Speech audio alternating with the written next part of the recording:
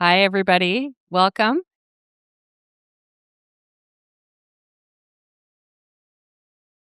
We'll get started shortly. It's great to see so many people here today. I wasn't sure if it was going to be just us and 100 croissants in an empty room. So thank you for braving the weather. Um, Welcome to those who are joining us over Zoom. I think we've got over 100 people registered from around the country and locally. So that's great. Welcome to you. We're here in Waterloo. I'd like to acknowledge that in Waterloo and where we work, the Schlegel-UW Research Institute for Aging and the Community Pavilion, where we're here today, are on the traditional territory of the Attawandaron, Anishinaabe, and Haudenosaunee people. This is situated on the Haldeman Tract, the land promised to 6 nations that includes 6 miles on each side of the Grand River. So as I said, welcome to Aging Well in Place, a community conversation. My name is Christy Kimmett, and I'm the Community Relations and Business Development Manager at the Schlegel-UW Research Institute for Aging, or what we affectionately call the RIA for short. The RIA is a nonprofit research institute focused on the care and quality of life for older adults, not only in Waterloo region, but across the country, through research, education, and practice. We're celebrating our 20th anniversary this year, and this event wraps up what has been a really engaging year. At conferences, events, and open houses, we've heard that aging well means different things to different people, but common themes emerge: health, independence, activity, social connections, and we're hoping that today can provide some insights from research to support those goals. We'll kick off our panel discussion shortly, followed by a question and answer session. Everyone was invited to submit questions ahead of time, so we'll address some of those first. You also have question cards on the middle of your table and pens. So if you have questions throughout the presentation, please write them down, and one of the RIA team members will grab them. We're not planning on doing open mic questions today, but the researchers are happy to stick around after the formal presentation if you'd like to speak to them one-on-one or ask them specific questions. You can certainly do that. After the presentation, please stick around to socialize, meet some of the other people here today, talk to the researchers, and talk to some of our partners who are here today. The City of Waterloo is here with resources about direct supports in the community. The RIA team is here with more information about what we do. And Osteoporosis and Community Supports Connections send their regrets. They were traveling from pretty far to get here. But we'll send a follow-up email after today with a link to a survey and some of the resources that they can provide for you. I'd also like to note that this event is funded by the Government of Ontario through the Seniors Community Grant Program. Let's get started. I'm joined here today by Richard Hughson. Richard is the Schlegel Research Chair in Vascular Aging and Brain Health and a Fellow of the Royal Society of Canada and the Canadian Academy of Health Sciences. His research focuses on cardiovascular adaptations to exercise stress and how increased arterial stiffness affects brain blood flow and why older adults experience dizziness and increased risk of falling. If you've been to the RIA on one of our tours, Rich does the space research, so sometimes that's what you're most well known for. Tejal Patel. Tejal is the Schlegel Specialist in Medication Management and Aging and Pharmacy Lead for Mint Memory Clinics. She investigates medication-related problems in older adults, pharmacist interventions, and the role of healthcare technology in medication self-management. Heather Keller is the Schlegel Research Chair in Nutrition and Aging and a faculty member at the University of Waterloo. Research programs cross the continuum of care and are focused on improving nutritional status, food intake, and the mealtime experience of older adults. She's interested in developing and evaluating care processes that detect and treat older adults who are at nutritional risk or malnourished in various care settings. And last but not least, Lora Giangregorio is a professor and Tier 1 Canada Research Chair in Bone Health and Exercise Science at the University of Waterloo. She leads the Bone Health and Exercise Science Lab, or Bones Lab for short, and the Bones Lab team leads research on physical activity for fall and fracture prevention. So welcome all of you. Thank you for braving the snow and making it here in person. So we'll kick off with a question for each of you. I've given a very top-line description of your area of research, but if you want to elaborate, please do so, and maybe talk about one study that you're currently working on that will help us learn how to age well. Heather, why don't you start? Great. Thanks for the introduction.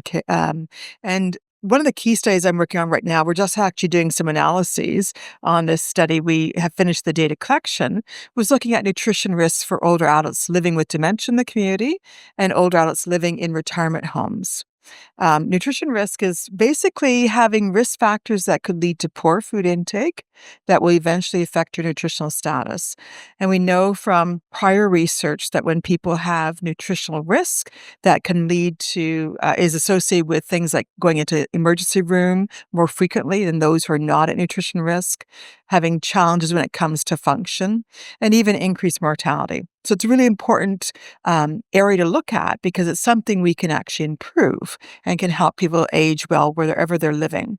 So it's really important to do this research because there is no tool available actually to assess nutrition risk for people with dementia and living in the community or people living in retirement homes. And so this study was important in that it identified a tool that I created 25 years ago now, I guess, that actually could work in that setting as well. And so I actually just was writing abstracts yesterday for a conference, and it works is the key takeaway. The tool actually does work for those two groups of people, and it's a readily completed tool. It's a questionnaire. It can be done by anybody. So if you're interested in looking at the questionnaire, I could certainly pass it on to you as well.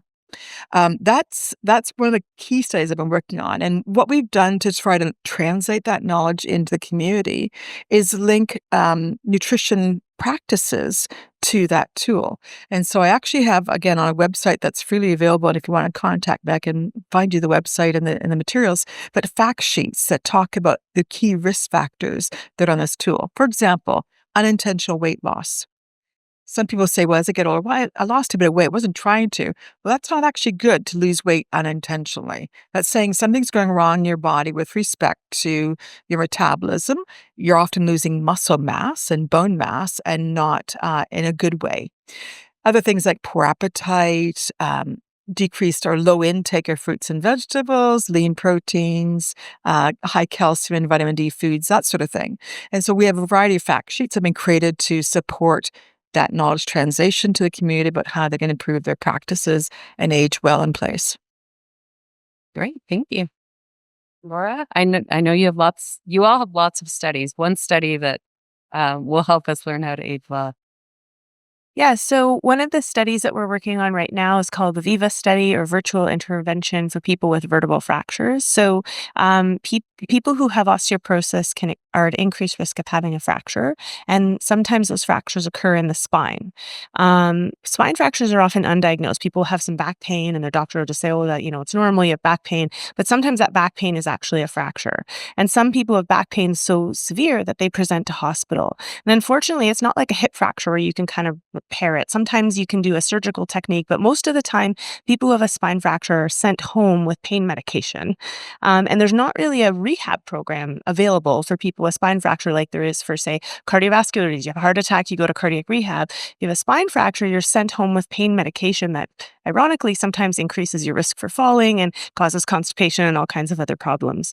And so we are studying, we designed, over several studies, we worked with patients and healthcare providers to design an intervention that can be delivered virtually, that gives people non-pharmacological strategies for managing pain. It teaches them safe movement, teaches them a little bit about nutrition, and we're working with Heather on this to make sure we give people good guidance, and also gives people some exercises to do to support that rehab. And so we're recruiting people who are within 2 years of having a spine fracture, and they get virtual intervention delivered by a physiotherapist.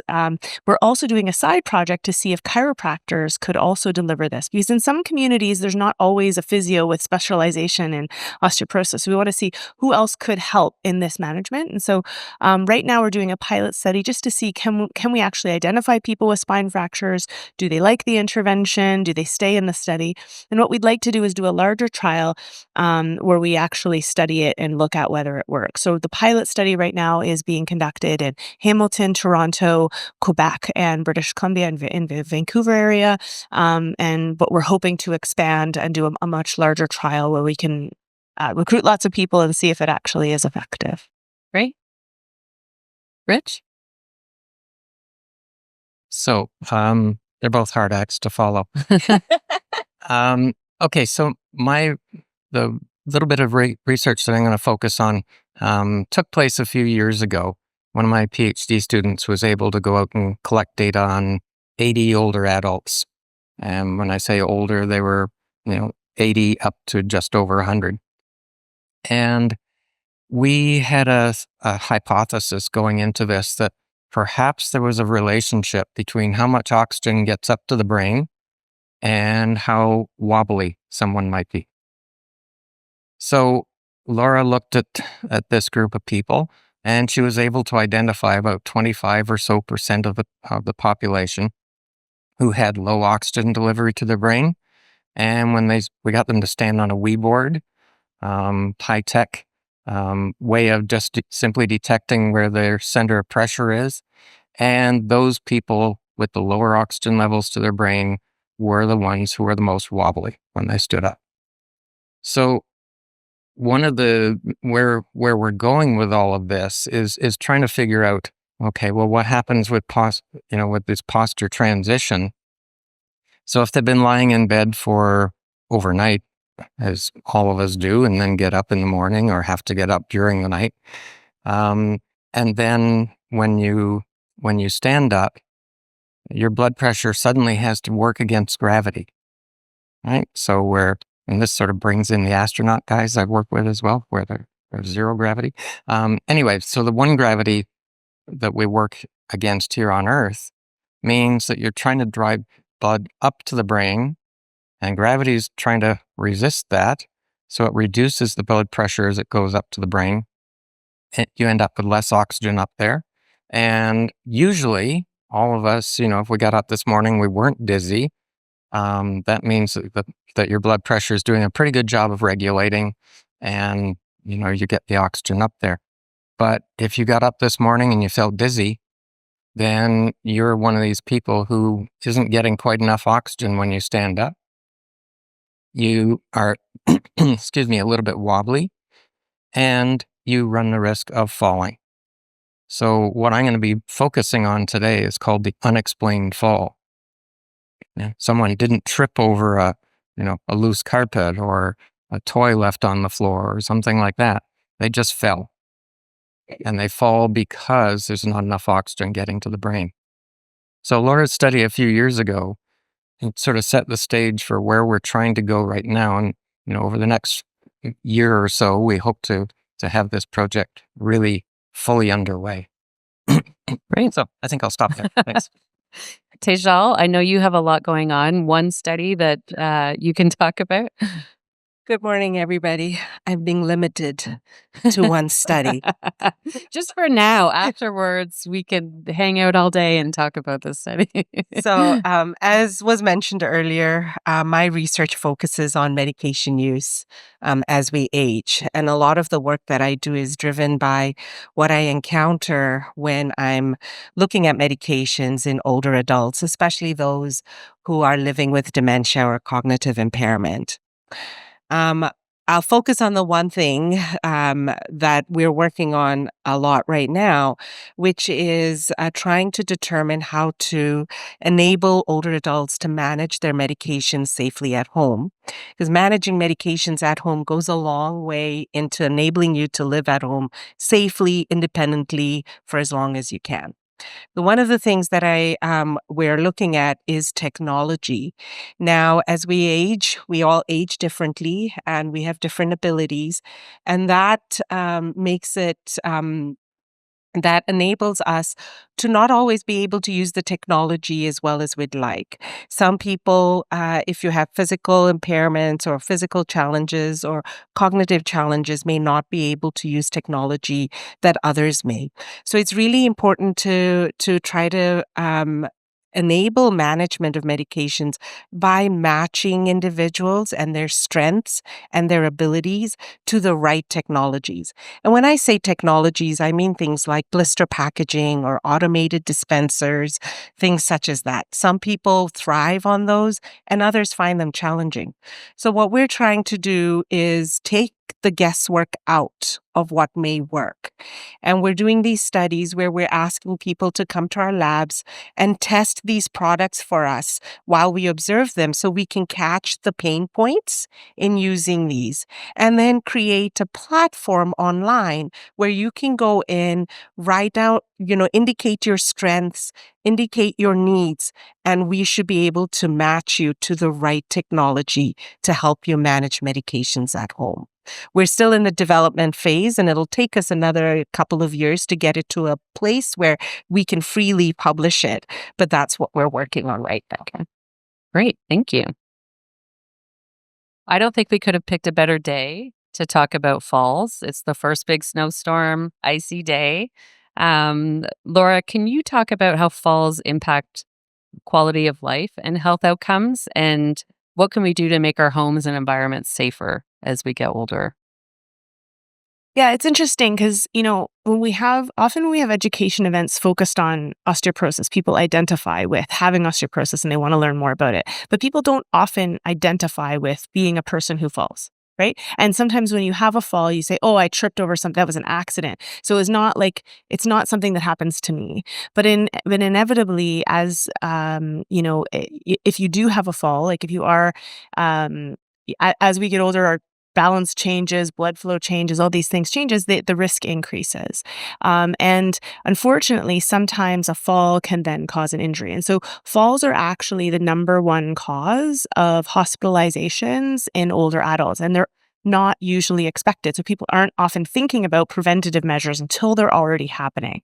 So what we want to do is encourage people to take action, to start thinking about how can I bulletproof my body, my home, so that I can prevent some of these changes or prevent some of these things from happening. So things that you can do are, looking around your home and thinking, where are the trip hazards? Or are there rugs? Or is there clutter? Are there things? We want to try to get rid of those things. If you're having difficulty moving, whether it's, getting in and out of the shower, you're starting to notice those things, there are devices that can be installed to support moving more safely in environments where it's slippery. So if you use a pool, can you get those little things, the grippy things you put on your feet to walk to and from the pool so you don't slip, those things.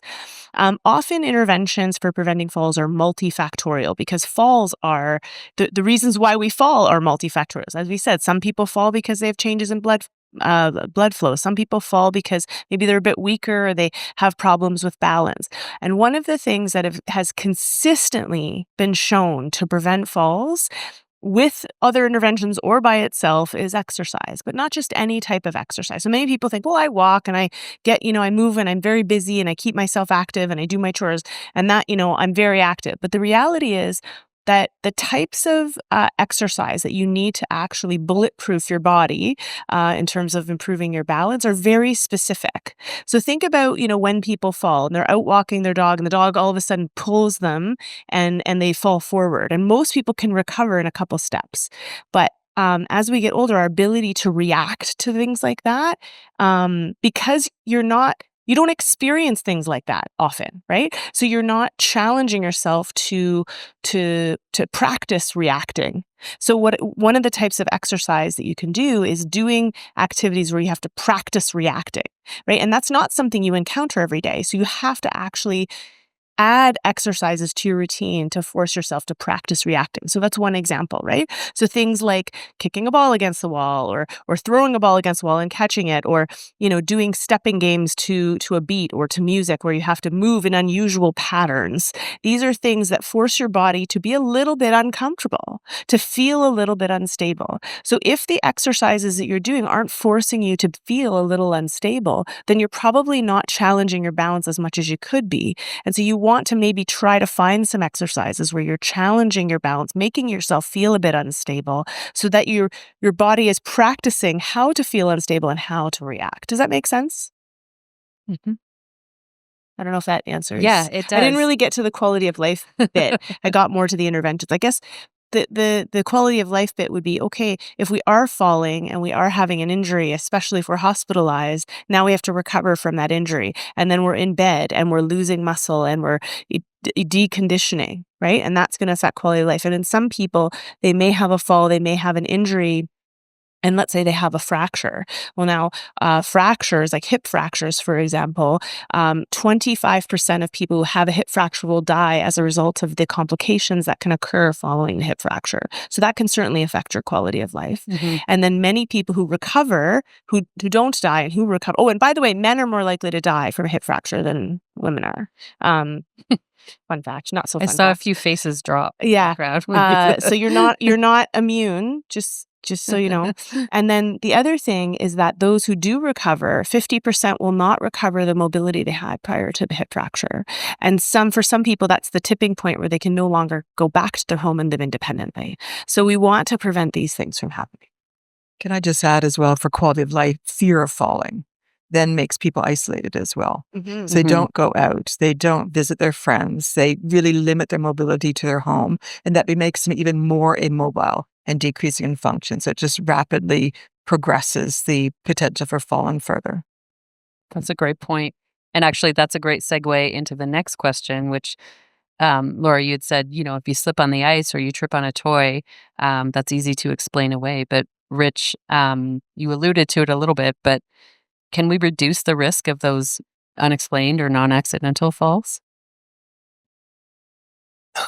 Yes, you can. I say that somewhat hesitantly, but first of all, I just want to ask a question. So Laura's just gone through a real, story about how tripping and all these falls that are accidental, how they end up causing injury, end up in hospital.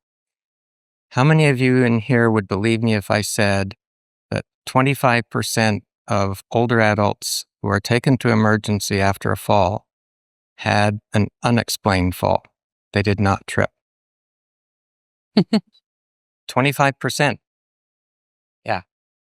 Okay. I see a lot of actual, I suspect that you have personal experience, either, personally or close family friend or something like that. These people who just all of a sudden, boom, down they go. So can we prevent this?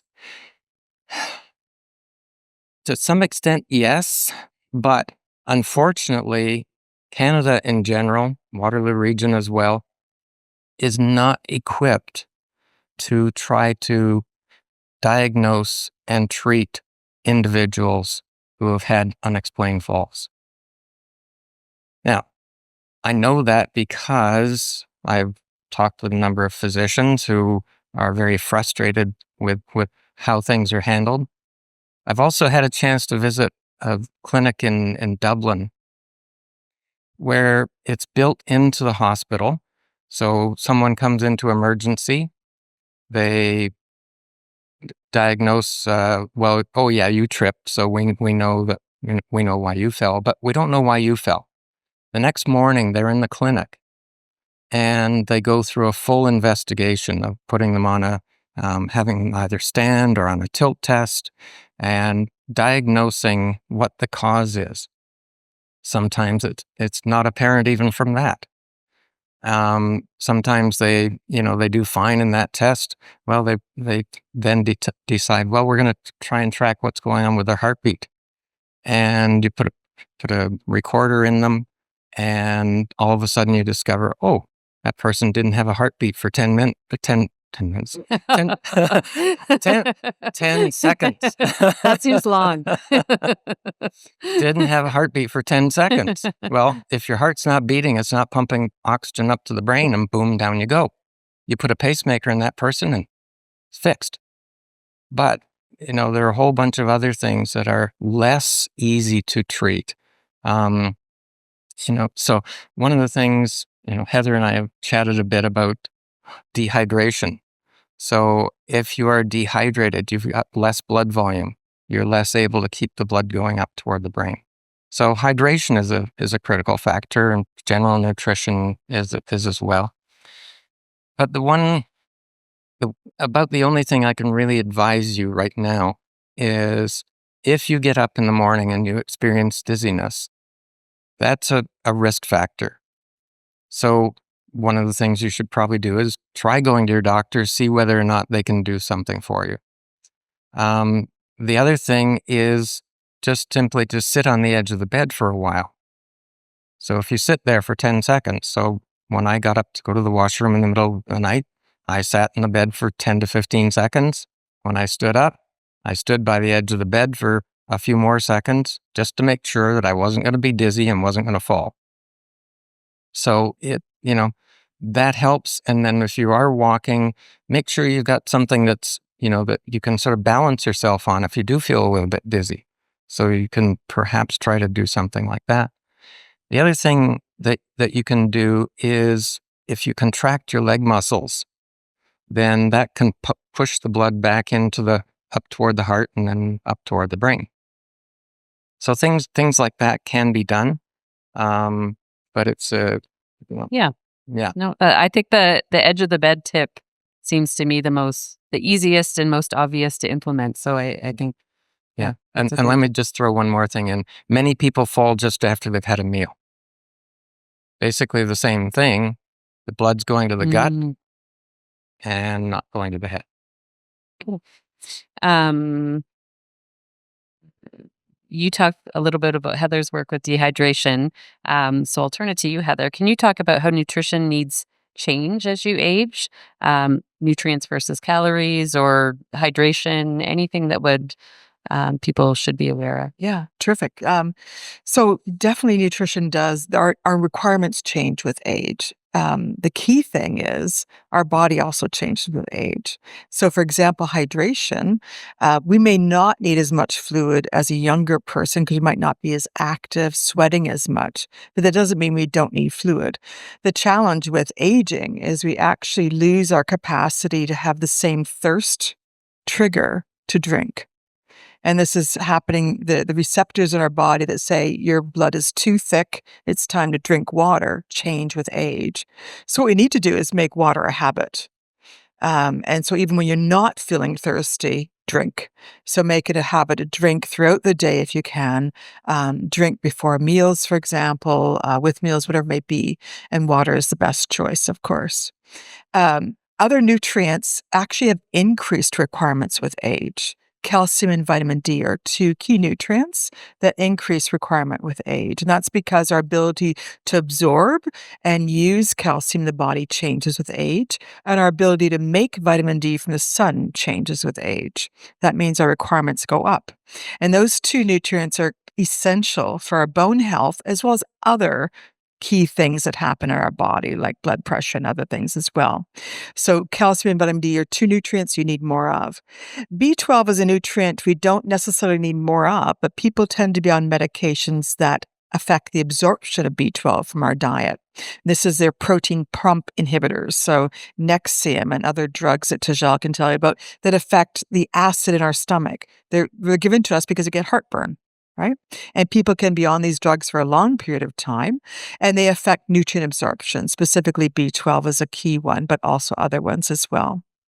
So the B12 is a common nutrient deficiency we see in older adults, has lots of changes in the body that can happen, including falls, as well as cognitive change. So when you see someone having some symptoms that might not be consistent with their usual behavior, doctors often check to see if they have a B12 deficiency because it's so common. About a third of older adults will have a B12 deficiency.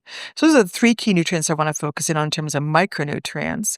But the other key thing is a macronutrient. So we tend to move less as we age, right? Which means we're not expending as many calories, which means we tend to cut down what we're eating because we don't want to gain weight, right? And I see this as well, especially with women, they tend to lose height and they get a little bit of a pot belly as a result, and they start to want to lose weight, when really the fact is you've lost height has nothing to do with the fact that you've gained weight. Really, we need to focus in on high quality nutrients because we do need less calories if we're not moving as much, all right? And we often have less muscle as we age, which use a big expenditure of calories in the body. That means we need to make every bite count, okay? To get the nutrition we need, the micronutrients, and then finally the big macronutrient, protein. This is a key nutrient for our bodies, and we've learned more over the last decade about the importance of protein to our diet. And you see now on Instagram and other places on social media the importance of having high protein in your diet. And people talk about the need for protein increases with age, and that is correct. Early studies showed people that ate more protein functioned better. We wondered what's going on, and lots of other physiological researchers realized it's all these changes that happen in the body, including insulin resistance, as well as other metabolic changes that happen with age, endocrine changes, that make us require actually more protein. We're not as good at taking the protein from our diet and putting it into our muscles. That's a simple explanation. I'm sure Rich and others can give us a more complex explanation. But the key thing is you need more protein. You need high quality protein, and high quality proteins tend to be animal based, but you can also get high quality proteins by mixing a grain product, a whole grain product, and a bean or a lentil product as well. So legumes and those sorts of things. So key is getting protein at every meal, and we recommend 20 to 30 grams per meal. So let's say you had for breakfast, you had oatmeal made with water and you had coffee. That's about 3 grams of protein. Nowhere near your 30 grams. How do you get that 3 grams up to 30 grams? Well, let's now make a latte instead of just coffee, and we get 8 grams of protein if we have a cup of milk there. Now let's make our milk with our oatmeal with milk, and now another 8 grams there. Now we're at 16. Now let's add a scoop of yogurt on top, and Greek yogurt on top, which might be a half cup, and now we've got another 10 grams. Now we're over 20 grams of protein. Okay, so you have to be mindful about adding protein into all your meals and snacks to get to that 20 to 30 gram that most of us need, and some will need more than that. The older adults that might be more frail, 1.2 to 1.6 grams per kilogram of body weight per day, so even more. There seems to be not much benefit over 1.6 grams of protein. So some people talk about, 2.5 grams. No, you really don't need that high level. It's really somewhere around 1.6 is the sweet spot for older adults that are quite frail. And we know that by increasing that protein, they actually function better. And then when you add exercise to it as well, they even function better. And you need that protein and exercise together to make muscles in your body. I'll plug we should too. also add, hold on, just that Heather and I created a little animated video series. So it's 5 videos that are like 3 minutes each about protein intake, and it'll teach you how to calculate how much you need and why you should do it, and vegetarian sources. So if you look at Bones Lab on YouTube, you can find our little animated, the protein primer, a little animated video series just to educate you. You see, teaches you the math of how to calculate what you need. And I would reiterate that if you want to prevent the loss of muscle that occurs with aging, you have to combine increased protein intake with resistance training, because you need a stimulus. Just eating protein isn't going to build your muscles. You actually need to do resistance training plus increased protein.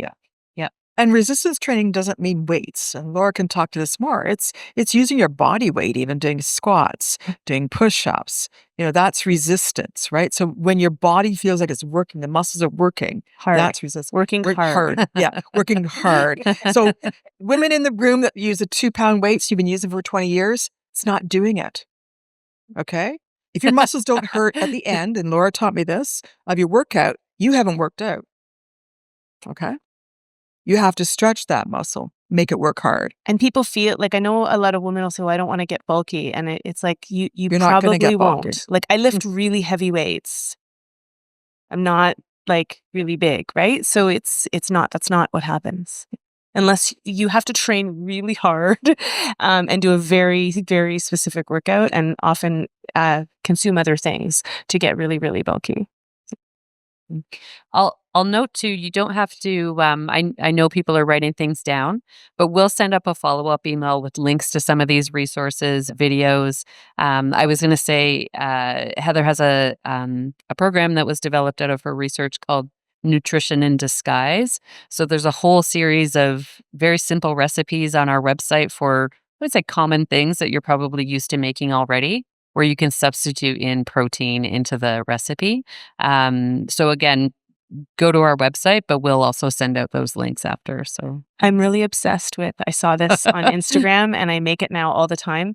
We just sent it out. We have a newsletter for our lab where we send out information, research and stuff, but we just sent out this recipe, and it's chocolate pudding, but it's made with cottage cheese and protein powder and a little bit of honey and cocoa powder. So it actually has very little sugar in it, but it is delicious. yeah. And it's like, I'm obsessed with it. Yeah. Like, I want to eat it for breakfast every day now.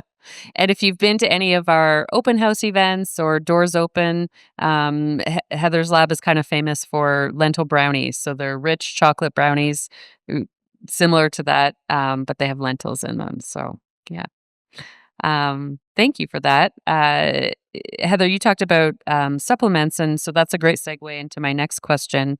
Tejal, I think I've heard you say that the average older adult is managing maybe 5, 6, 7 medications. 7 to 9 medications. So maybe can you talk about how to support that confidence in managing your medications at home and things you should be doing? Yep. Actually, this is a perfect segue because Heather mentioned how our bodies are changing. And as our bodies change, the way the medications we take get absorbed and broken down by our bodies also change. As we age, the blood flow to our kidneys, to our liver changes, and that affects how the medications we're taking are broken down by our body and eliminated from our body. Also, as we age, we tend to accumulate chronic conditions. We develop hypertension, diabetes, and other conditions that then get treated with multiple medications. So most older adults in Canada take between 7 to 9 medications. A full quarter take more than 10 medications. And when I'm talking about medications that we capture, these averages, they're only referring to medications that are prescribed. Once we start adding on things that are over the counter, natural health products, Ayurvedic medications, things like that, it actually is quite a few medications. And a lot of medications are tested in younger populations. They're not necessarily tested in older populations. So with our changing bodies, some of these medications are not always appropriate to take as we age. As we take more and more medications, they tend to interact. There's a higher chance they're going to interact with each other, eat each other up, work with each other to cause more side effects, things like that.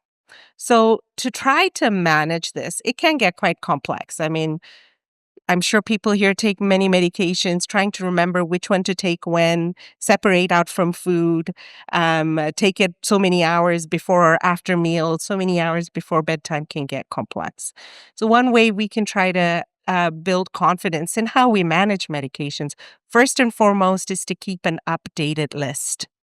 The up-to-date list, ensure that all your OTC or your over-the-counter, your natural health products, anything else you take is on that list. Because when you present that list to a healthcare provider, that's how they establish what you're taking.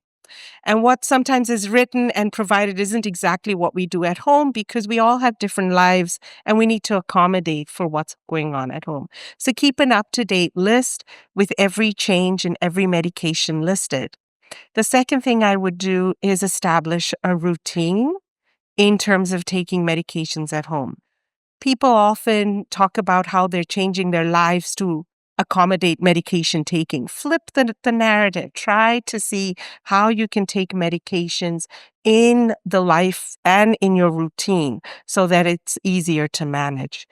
Make sure you take all of your meds every so often, regularly, to a pharmacist and have them review it so they can look for those drug interactions. They can look for those medications that become more inappropriate as we age, that they can advise you about, these medications are available over the counter, but they cause more problems than worth it for us as we age.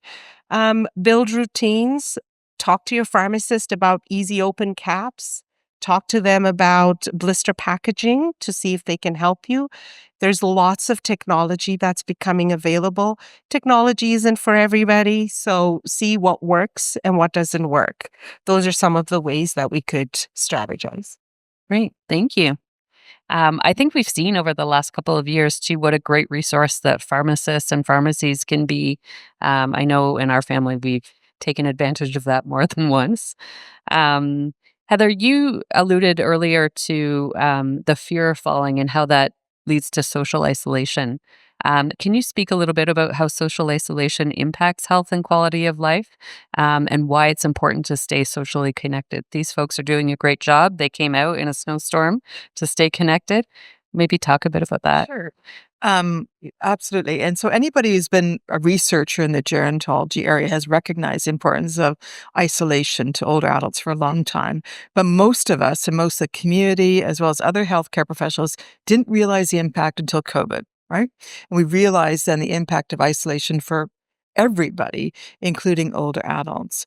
And so some of the work that my lab was involved in during that time was working with some researchers at McMaster. We actually were observing and asking older adults during the pandemic what was going on with them during that time frame. Every 6 months, we basically did a follow-up with them.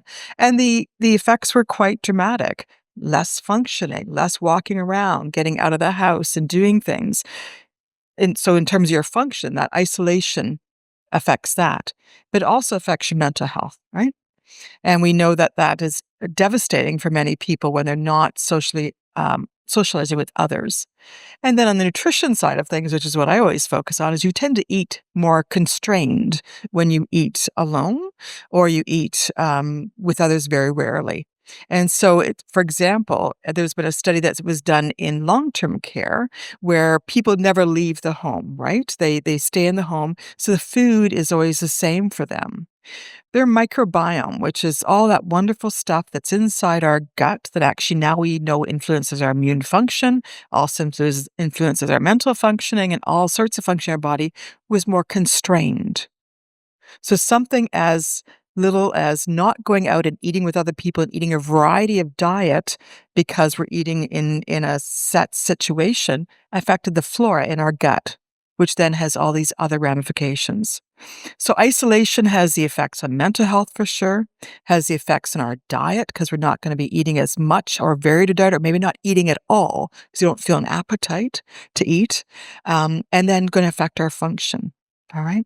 We know, as just another plug on the appetite side of things, we know as people age, their appetite tends to decline. And many of you might experience that. You don't feel hunger, right? And the biggest stimulus for hunger is actually, again, our muscles. So this is saying something about we might not have enough muscles in our body, okay? But movement as well impacts our appetite. So when people don't have an appetite, they don't eat, right? And we know that when you are sitting with other people, you're here in this social situation, you probably ate from that table even if you weren't hungry, right? Because one, it was there, the opportunity, right?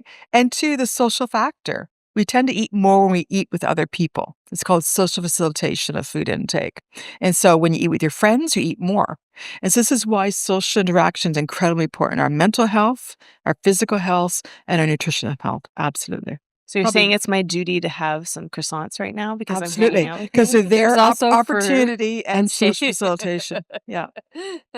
So I think we're realizing the incredible importance, and you'll see now programs as a result. We recognized, as I said, community-wide, Canada-wide, the importance of social isolation. Now people are seeing it as more of a vital factor that physicians and others should be looking at. When someone is socially isolated, how can we get them reintegrated into the community, whether it be a meal program, exercise program, social programs like this, and educational programs. Hugely important for older adults to maintain their mental functioning, their interest in life, right? Their physical functioning, and of course, their nutritional health as well. So you're already doing a great job by being here. But I'll plug the City of Waterloo has terrific programs around all of those things. So please check those out. And we have some representatives from the Waterloo Region Age Friendly Network at the table by the back. So I'd encourage you to talk to them as well. They're very plugged in and connected to what's happening in the region. So if, as I said, you're here, so you're doing it, but please encourage your friends, family, parents, network to get involved, because we really are fortunate to have lots of opportunities in the city and the region to do that. Maybe this is a question I'll put to each of you. How can individuals and their families work together towards the goal of aging well in place? You can all just I can Yeah, start. start at the end. I think one of the key things that I'm discovering with my parents as they age is having some open conversations. Starting early, talking about what their wishes are, what their needs are, when they want things done, who they want to have these conversations with, so that we're not dealing with things urgently in a crisis, trying to deal with the situation. In that, in a crisis, is like you're just trying to deal with the problem that's arisen, and you forget the wishes and the what people want. So I think the best way is having conversations early, having them frequently. That's the other thing. What we are today and what we want today changes from 3 months from today or 6 months from today. So having those frequent conversations as life throws us curveballs and events and planning, I think, is one of the key things. Great. Anybody? Or you could skip it if you want. We can. Yeah, I mean, this is certainly nowhere near my area of research. So, it's so great to see how communities can come together. So, I look at Heather and Lora, because they're going to be experts on this, but region where you actually have a group of older adults who come together to support one another and able to look after one another and provide the resources that are necessary to make things really good for you. Okay. Mm-hmm. Can you remind me of the question just so I make sure I answer it this time? How can individuals and their families or social networks work together towards that goal of aging well? Yeah, so I'm in a phase of my life where my kids are teenagers and they're like starting to go off on their own adventures. And what you realize is that like you spend a lot of time, centered around family. And then now you have to re-identify who you are and who your friends are, who your social networks are. And I think that it's making conscious efforts and habits. So one is a conscious effort to each week identify opportunities to be with other people and make new friends and go and do new activities and new adventures to keep your brain active, to keep your social network active. So it may mean putting in your calendar that you should call this friend and this friend and this friend to make sure you connect with them, or make dates and fill your, so that you have these connections. Number one. And the second habit is making habits around your grocery list and saying, what are the protein sources on my grocery list? And what are my plans for having protein in breakfast and lunch and dinner and calcium and vitamin D and all those things? And then the second thing would be making habits related to resistance training and balance training and exercise. And maybe you can combine some of those goals. So I purposely joined a gym so I could have gym friends that I go and see, and they're not friends like that I see in any other place. It's like I know Paul from the gym and I see him. I don't know like who he is outside of the gym, but it's encouraging to have that little conversation, and we lift weights and he might push me one day and spot, and it's nice to have, those connections. So I purposely leave my home to exercise, and I make sure at the beginning of every week, I'm like, okay, what days am I going to go to the gym? So I have a plan and habits. And then the second thing is then, you talked about families, is then creating those social norms with your friends and families so that you influence each other, right? So it's, making plans to exercise with a friend. So Heather and I will occasionally go hiking together because we want to encourage each other to be active. And the same is true, if you're with your parents, is like, can we do something active instead of sitting and going out for dinner? Can we go for a walk? Can we do some exercise together? When my mom had dementia, I would sometimes say, let's put on some music and dance, so that I would challenge her balance, like just instead of just sitting there, right? So thinking about ways to create habits and connections with each other, I think is what I would suggest. I love that intentionality, right? Yeah. Because I think it's so easy to slip into just doing the basic, right? For all of us, whatever age we are, right? It's really easy to not be intentional and just let things happen to us. So I'm going to focus in on food because they had some really good other recommendations. So I think food-wise, eating with your kids, and on the flip side, cooking with your grandkids. I run this intergenerational program for persons that make cognitive change and youth. And it's amazing to see the interactions happening in the room when they cook together. So the persons with cognitive change, for example, we had some folks that were in a day program, and one woman said, I'm not allowed to touch knives at home.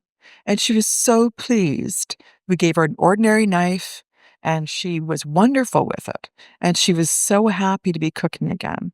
And I've learned things from other folks with dementia that I didn't know. And I cook quite a bit. And that's when one said, well, you got to do this. It was very evident she had very short-term memory, but she knew things because she had been in the hospitality industry.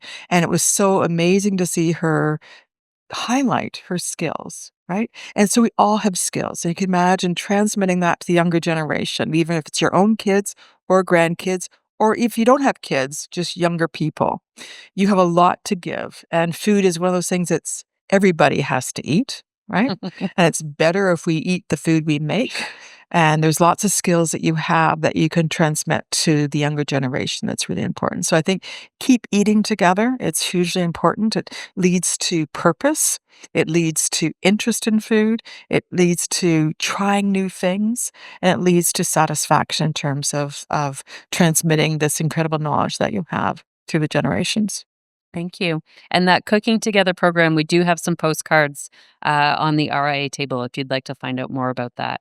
So I've got my eye on the clock. I'm going to move to a couple of audience questions or questions that were submitted. We'll take maybe 10 more minutes and then we'll break and people can chat with you if they want one-on-one. I think this is a question that's relevant for a lot of people. This was submitted earlier. For people who are living alone, how will they know, or what are the signs when it might be time to consider moving to a senior's residence or some form of assisted living? Anybody can jump in. So, Or how will they know? I think I've heard people say this when I've been out at events before, just if you're alone, what should you be thinking? Maybe I'll start and others can jump in. And I will give the anecdote of my mother who recently passed. She was 100. But what she knew, she had been widowed for, 5 or so years. And she said, she was using a walker at the time and in her own home in an apartment. And she realized she wasn't as safe as she should be. And she fortunately decided to sign papers to go into a long-term care home. And not 2 months later, she had a devastating fall and broke her pelvis. And so fortunately, she had that presight, if you will, that she would need this type of care. And so I think recognizing where you have strengths and where you have challenges, and then realizing that living in a situation that is congregate, we'll call it that, because it could be retirement, it could be independent living in a tower with other older adults, or living in long-term care, recognizing you still have capacity in some areas, but where you need help, and recognizing early on to get that help before you have something devastating happen to you and the choices are taken away from you, I think is important. My mom always said when she moved into the long-term care home, she said, I made this decision, not you. Mm-hmm. And that was really important to her because she found colleagues and peers in that nursing home where their family placed them here. And it was really hard for them psychologically to adjust. Right? So I think as an older adult, again, that intentionality and realizing I have strengths, but I also have some areas that I know are lacking and are going to continue to lack as I get older. Let's be mindful of that now and plan for that future. That would be my advice as going forward. Okay. I mean, the other thing is, taking care of a home is a lot of work, right?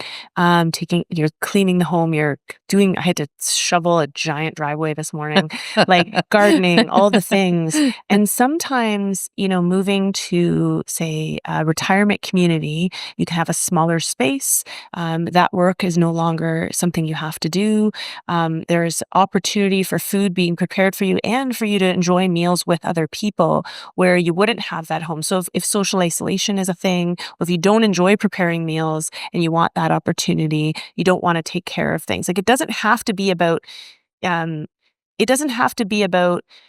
your choice is based on physical inability. It can sometimes be about promoting ability, because now I have time and opportunity to do things I want to do because I'm not constrained by all the things that I have to do or struggle to do, right? So if you can take those away, you can potentially live as part of a vibrant community with other people where there are activities and a gym and exercise programs tailored to you and food preparation and no housework, like no outside housework. And sometimes there's also social events and opportunity, like there are many, many positives about living in a retirement community. And I think sometimes part of the thing that keeps people from making that decision is stigma, because it's associated with inability. But I think if we flip that narrative and start thinking about it as an opportunity to create abilities, things that you can do that you couldn't do before because you were constrained by the things that keep you in your home. Mm-hmm. And I think that's maybe something we need to talk a bit more about, is flipping the narrative so that it doesn't seem like a stigma. Yeah. Lora and I, both our sons moved into university residence this year. And I often think people are so excited to do that. And it's kind of the same, you're excited to live with other people. You're having a great time. Yeah, it's congregate living. Maybe we just start calling it University 2.0. That's what I know. I sometimes and then you move in and there's a frosh week. Yeah. Keg right? parties. How fun would that be? Yeah, frosh week is amazing. If you do have questions written down on your cards, maybe just hold them up and Allie can grab them. We did get a few submitted. Can you provide, Heather, simple daily diet tips? You've spoken a little bit about this, but maybe just 2 or 3 very simple tips. And someone asked, is it 30 grams of protein per day or per meal? That's per meal. 30 grams, Per meal. 20 to 30 grams per meal. meal. Most of us need between 90 and 100 grams a day. Okay? You're about a 70 kilogram person, you need 90 to 100 grams of protein a day. A glass of milk is 8 grams. How many people think that they had 90 to 100 grams in their breakfast today? Or no, 20 to 30. 30. Or Sorry. 20 to 30 in their breakfast, 90, for the day. Yeah. 20 to 30 in their breakfast. Good. Right? Yeah. The easiest way to get protein in is animal-based products. So piece of chicken, skinless chicken, doesn't have a lot of calories, but it's 28 grams of protein, right? But you need it at breakfast, or you need it at lunch and dinner, right? You need a good protein source. So salmon sandwiches at lunch, right? Tuna salad, and you have to have the whole can, not half a can. So look at the labels to see how much gram of protein you're getting in, okay? So quick tips, drink water. Make it a habit to drink water, even when you're not thirsty. That's my first tip. Second, try to limit the ultra-processed foods. We're learning more and more that ultra-processed foods are not good for anything except calories, unfortunately, which we often don't have a problem getting in. And third would be focusing in on a nutrient-dense diet. So picking and choosing foods that have lots of nutrients that are going to build up our body when it comes to fiber, micronutrients, and protein. Great. I know. I heard someone. I know. I can't read that far. I heard someone talk about Greek yogurt too, and it feels like there's an arms race now with Greek yogurt and how much protein You squeeze into can it. you squeeze into it. It's 18 grams, 19, Well, 28. and SCAR, I don't know if I'm pronouncing it right, SKYR is Yeah, even yeah. thicker than Greek yogurt, right? And it's really good. Yeah. Yeah. It's basically they just keep taking the water out of it. And so a lot of people don't like plain, like they don't want the sugar with the yogurt. So one trick is if you buy like a vanilla protein powder, and then you buy your Greek yogurt and you add a little bit of vanilla protein powder to the Greek yogurt, you then get vanilla yogurt with extra protein in it. Yeah. And it is unsweetened because the protein powder is unsweetened. So you get a sweetened protein powder without actually adding a lot of sugar to it, but it's still flavored. So And then mix it with a can that's a of tuna. hack for you. What? Not a And then can of mix it with tuna. a can of tuna. No. Well, it'd be tuna salad at and that then you point, can but add anyway. the other trick is you take the wild blueberries that are frozen and you put them in the microwave for like 30 seconds to a minute, and then they get all juicy and delicious, and you put your plain or vanilla protein yogurt in it, and then it like flavors it with blueberries again without any added sugar. Yeah. Frozen fruit in the winter is a real. Yeah.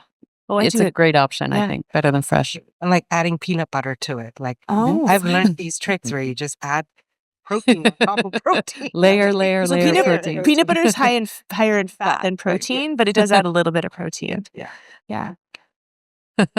Well, it depends what you put in the oats, because the oats, Yeah.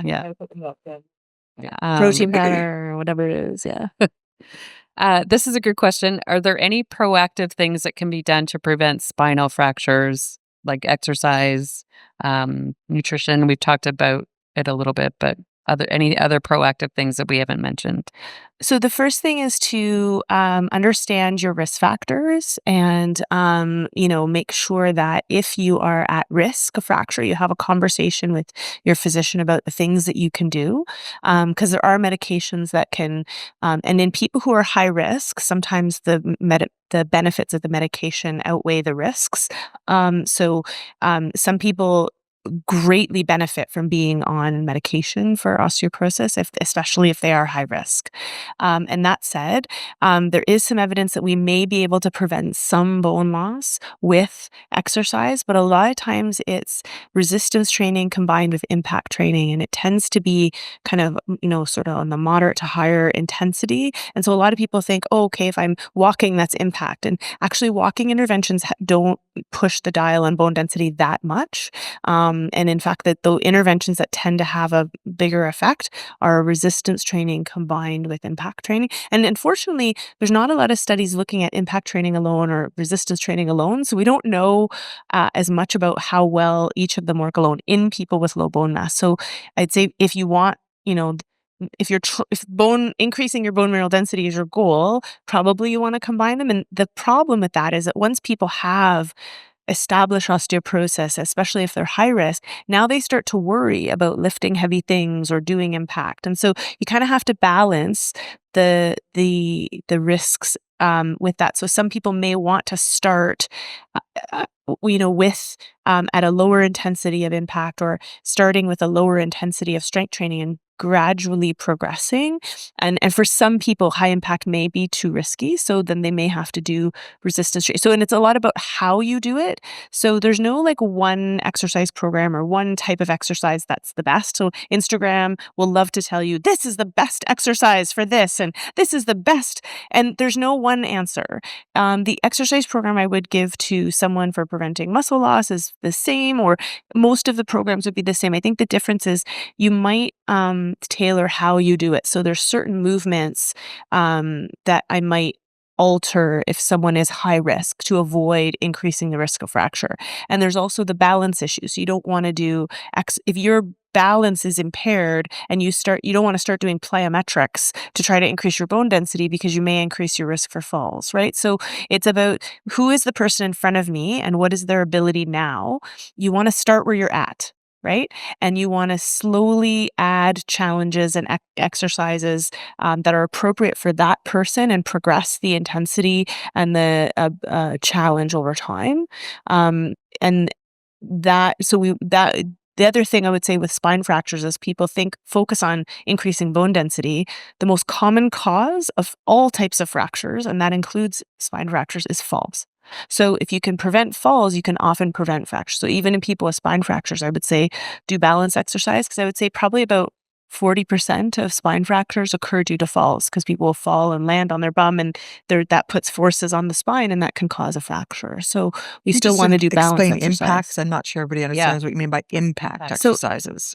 Impact, people use people use impact and weight bearing and all these things. So if I jump, I'm placing a force on the ground, and the ground is placing a force back onto me. So these are ground reaction forces. So that is forces on bone can happen two ways. One is these ground reaction forces, right? So an impact force, I apply a force down, it applies a force back to my bones. The second is muscle pulling on bones. So muscles are attached to bones and they pull on them. So when you do resistance training that's really hard, the muscles are contracting really hard and they're pulling on the bones, and that's applying forces to the bones. And that's why we want to do resistance training. And then impact training or weight bearing or whatever term they're using, is those ground reaction forces. So we want to combine those. Jumping. Running would be a moderate impact. Walking is low impact. Jumps, depending on how high you jump and how quickly you jump, probably closer to high impact. But I don't advise people to start jumping if they're not used to jumping. So in fact, I would often advise people to start with lower impact and resistance training to condition your muscles and tendons to get used to the higher forces first. And then you can progressively add impact at higher and higher levels. Because if you don't do that, you just start doing, exercises that involve high forces and jumping, you can develop tendonitis and all these other problems. Because one thing people don't talk about is our connective tissues. These tissues, like your muscles attached to bone with tendons, and you have ligaments, and you have all these things. So these are like connective tissues, and your muscles are actually surrounded by connective tissues. Connective tissue gets stiffer with age, right? Who feels stiffer? Right?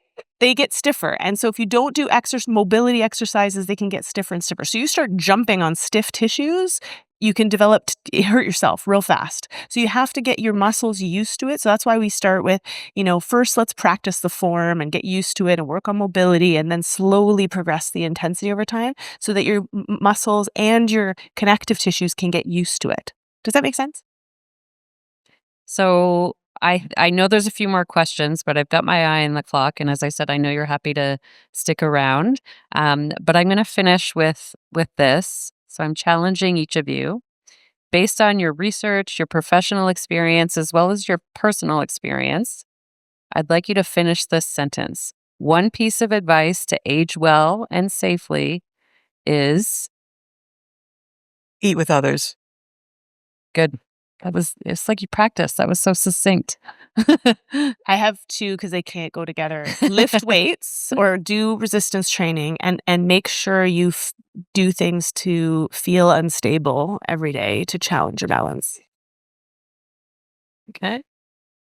And make sure that if you are getting out of bed and you've experienced some dizziness, try to do something about it, because if you go to see your doctor, explain what's happening, and perhaps you can get some treatment.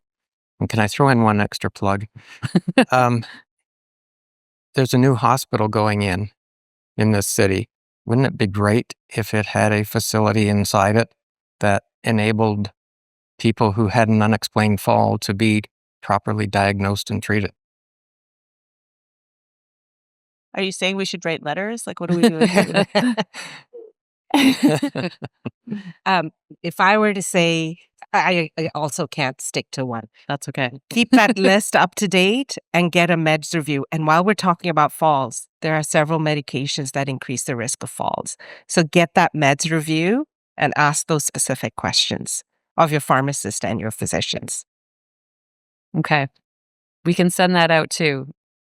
Eat with others, lift weights, instability, but the good kind of instability. Balance Balance challenges. It doesn't have to be Balance exercise is, like, challenges. thought of as a negative word. Like if you're out on your walk, while you're walking, do some unusual walking patterns and things to challenge yourself. It doesn't have to be like in a gym or exercise, right?